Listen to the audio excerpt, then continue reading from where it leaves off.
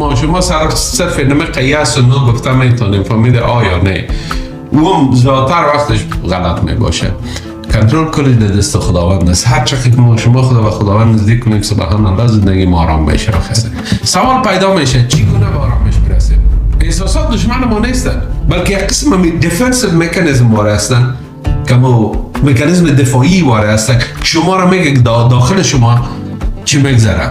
اگر احساسات خود را درک کنیم، اگر عشق و ترس را از الله را متعادل کنیم، اگر افکار منفی را تغییر دهیم، اگر ارتباط خود را با الله قوی کنیم، آنگاه احساسات را کنترل خواهیم کرد، نه اینکه آنها ما را کنترل کنند. خداوند در قرآن میگه بدانید که تنها با ذکر الله دلها آرامش می‌یابد. در سوره الرعد است. قرآن کسی بهترین درمان است و بهترین برای دارو برای قلب نزدیکی به الله می باشد. سبحان الله.